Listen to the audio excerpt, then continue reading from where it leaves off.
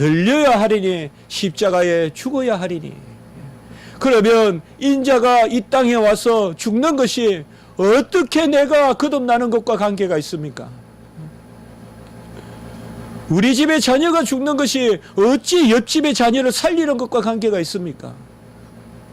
그 말씀이 오늘 답입니다.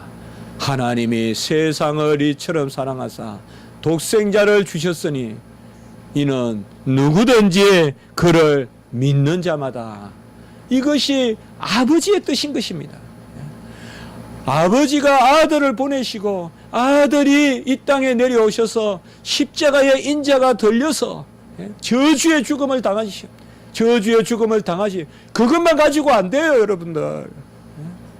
아무리 손양은 목사님의 아들이 동신이와 동민입니까? 손양은 목사님의 그 두 아들이 아무리 죽어도 그 생명이 그를 죽인 안재선의 것이 될 수가 없어요.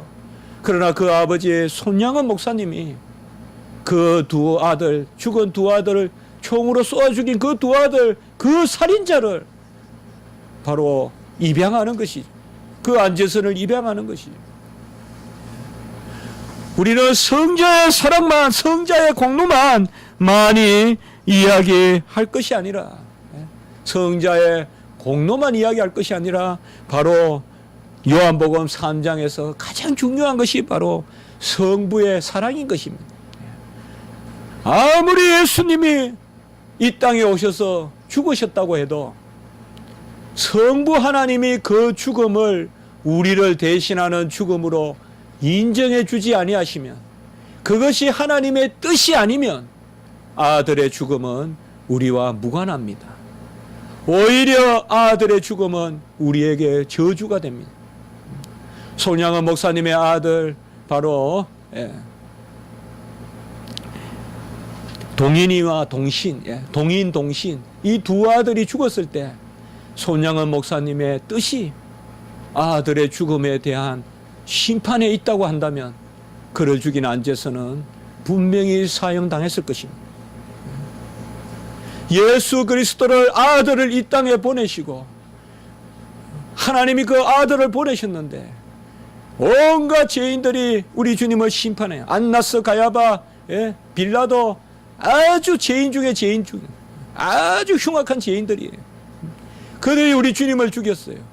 성부 하나님이 아들의 죽음을 심판으로 사용했다면 그 아들의 죽음은 저주가 되는 거예요. 아들을 죽인 자들은 우리 하나님이 싹 다 죽여버렸을 것이에요.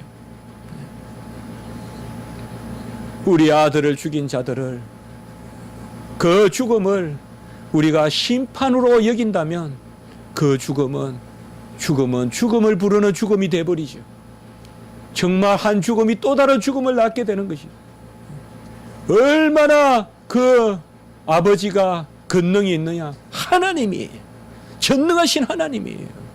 그 하나님이 아들의 죽음에 대해서 심판하기로 하셨다면 모든 사람이 살아남을 수가 없죠.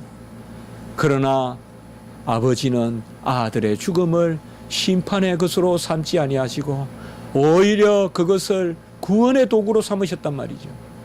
아버지의 뜻이 아니라면 이 세상은 더 큰 저주에 놓였을 것이란 말이죠.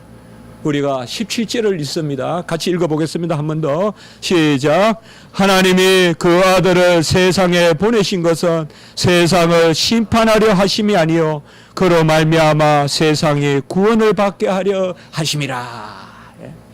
이 뜻이 있기 때문에 아들의 죽음은 우리에게 만세의 복락이 되는 것이요 영생의 약속이 되는 것입니다. 생명의 구원의 의의 성취가 되는 것입니다. 성부 하나님의 뜻이 심판에 있는 것이 아니라 세상을 구원하려 하심이요 라고 말씀했기 때문에 이제 그 뜻이 우리에게 이루어지는 것입니다. 예수님은 이 땅에 오셔서 모든 것을 다 주셨습니다. 왜요? 아버지의 뜻을 순종하기 위하여.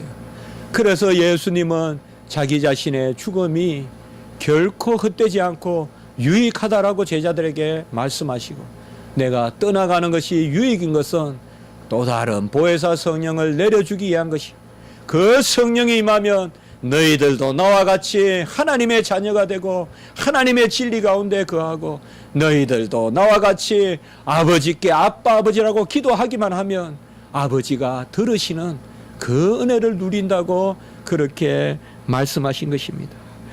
이것이 어찌 우리에게 큰 은혜가 아니겠습니까?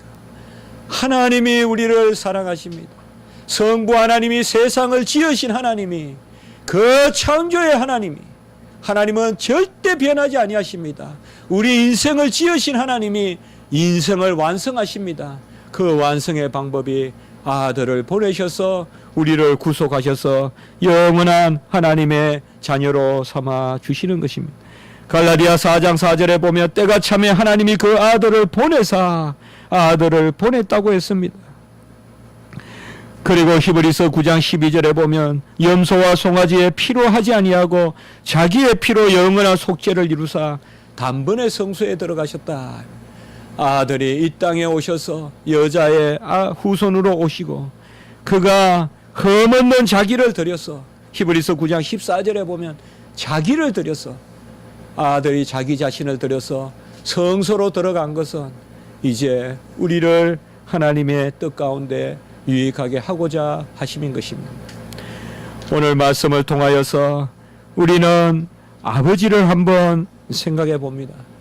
하나님 아버지, 이 세상을 지으시고 모든 만물을 주장하시고 그 아버지의 뜻 가운데 아들을 보내시고, 그를 믿는 자마다, 그 아들을 믿는 자마다 멸망치 않고 영생을 얻도록 그렇게 하셨습니다. 아버지의 사랑은 단순히 첫 단추가 아닙니다.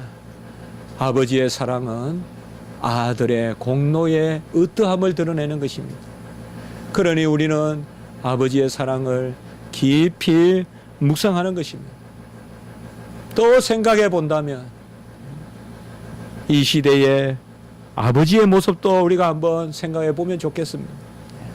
우리 자녀들은 나를 낳아주신, 또 길러주신 부모의 사랑을 기억하되 정말 하나님의 뜻은 어디 있느냐? 아브라함과 이삭의 모습을 통하여서 보듯이 자녀는 말씀 가운데 부모에게 순종해야 돼요. 그때 기적이 일어나요. 같이 합니다. 말씀을 순종할 때 하나님의 기적적인 은혜가 나타난다. 말씀을 순종하지 않고 타협하지 마세요. 그게 다 언약의 복을 걷어차내는 거예요. 이건 기복적인 게 아니에요. 말씀이 부딪히죠. 그대로 두세요. 말씀이 부딪힐 때 그대로 두세요. 즐기세요. 말씀이 부딪히는 걸 즐기시라고요. 이성적으로 해결하려 하지 마세요. 어떻게 이삭을 주시고 이삭을 바치라 합니까? 앞뒤 말이 안 맞습니다. 하나님, 뒤에 말씀은 하나님의 음성이 아니죠. 무시해버리고 그러면 기적적인 은혜가 안 나타나요. 말씀대로 그대로 그냥 따라가세요. 그대로 따라가세요. 선을 행하다가 핍박을 받는 게 복되다 그러거든. 여기에 무슨 복이 있습니까? 이 흉악한 이리와 같은 무리들 가운데 내가 살고 있는데 여기에서 이들에게 순종하는 게 이들에게 내가 무슨 의미가 있습니까? 내 이성을 발동시키죠. 그래서 판단도 하고 정죄도 하고 막 하죠. 하나님이 이런 경우는 했다라고 막 하죠. 아니에요. 그럴 때도 우리 마음에 첫 마음을 주시거든. 용서하는 것, 형제를 위하여 목숨을 바치는 것보다 더 큰 사랑이 없다고 했거든. 그 첫 말씀을 받아들이세요. 자꾸 말씀을 타협하지 마세요. 우리가 일상적인 삶을 살아갈 때 하나님 아버지의 마음을 가지시고 하나님이 명령하시거든 하십시오. 우리 성도님들 하십시오. 불쌍한 사람이 있거든 구제하십시오. 구제하세요. 말씀이 떠오르거든 구제하세요. 여러분, 소자 하나에게 한 것이 나에게 한 것이라고 했어요. 우리 주님에게 하십시오. 소자 하나에게 하십시오. 이성을 발동하지 마세요, 여러분들. 그렇게 어렵지 않아요, 말씀은. 말씀 어렵지 않습니다, 여러분들. 이성이 개입되니까 어려운 거예요. 이성이 들어가니까 말씀이 어려운 거예요. 있는 그대로 받아들이면 놀라운 질서가 생기고 고백이 생겨요. 그 질서는 어떤 이성적인 질서보다 더 큰 질서예요. 세상이 줄 수 없는 그런 질서예요. 바로 아버지가 우리를 사랑하시는 모습, 아들을 주셔서 우리를 사랑하시는 모습, 우리 성도님들에게 이러한 하나님의 뜻이 이제 역사하는 그러한 은혜가 있기를 축복합니다. 바로 하나님의 이 뜻, 이것이 이제는 바로 하나님의 의가 된 것입니다.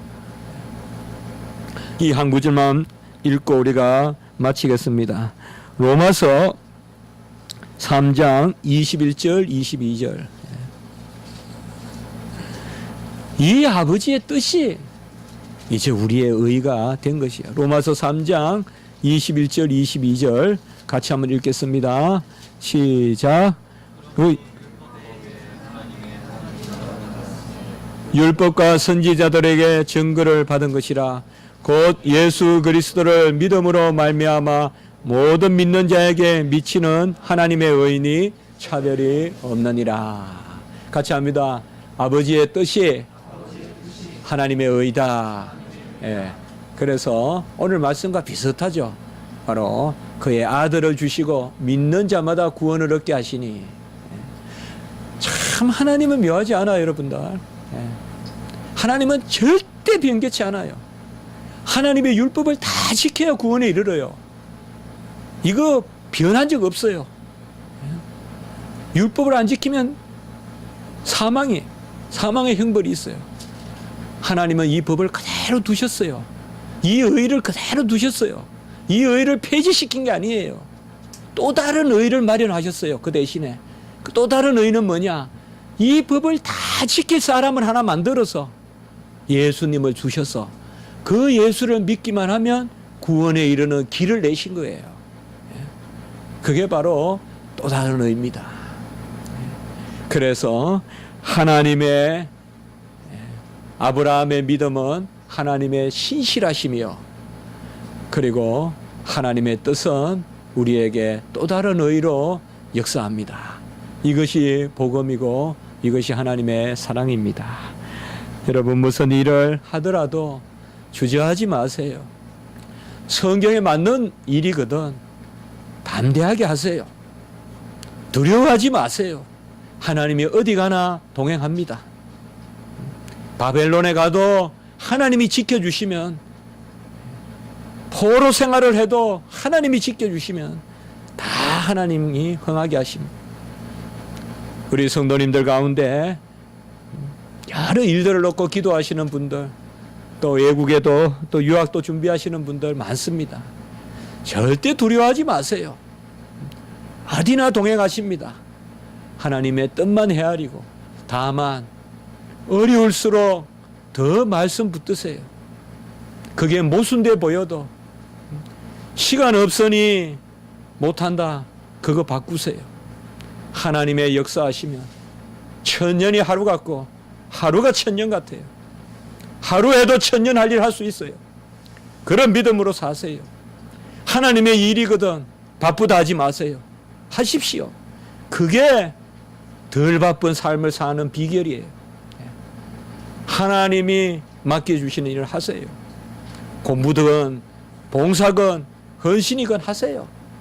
그게 시간을 줄이는 거예요. 많이 체험했어요. 저 살면서요. 가장 급할 때 또 하나님 일을 맡기세요. 아멘 하세요, 여러분들. 그 일 하세요. 그러면 그 급한 일도 더불어서 여유가 생겨요. 왜요? 하나님은 기적적으로 이루시기 때문에 그래요. 아버지의 뜻은 사랑이고 아버지의 뜻은 우리를 보살피는 것입니다. 이 말씀의 은혜가 여러분과 부족한 종과 우리 교회에 있기를 축복합니다. 한번 기도드리겠습니다. 거룩하고 자비로우신 하나님 아버지, 우리를 위하여 아들을 주시고 그 아들을 믿는 자에게 이제 구원의 영생의 도를 또한 아버지여 우리에게 전하시고 그 역사로 우리가 구원받게 하심을 감사합니다. 아버지의 뜻, 아버지의 의로 구원받는 자리에 섰으니 만사에 매사에 우리가 여호와를 의뢰하게 하시고 의지하게 하시고 두려워하지 말게 하시고 여호수아와 같이 담대함을 가지고 가나안 땅에 들어가듯이 하나님만 믿고 의지하고 언약의 자손으로 후손으로 창조적인 권능, 기적적인 은사를 기억하면서 나아가는 저희들이 될 수 있도록 주여 인도하여 주시옵소서. 모든 우리 성도님들 주님 인도하시고 복되게 하시고 여호와의 인치는 역사가 있게 하여 주시옵소서. 우리 부모님들, 우리 자녀들, 우리 신생의 생명들 다 붙들어 주시고 아브라함과 이삭의 계대를 잇는 믿음의 후손들이 되게 해 주시옵소서. 구주 예수 그리스도의 이름으로 감사하며 기도드리옵나이다. 아멘.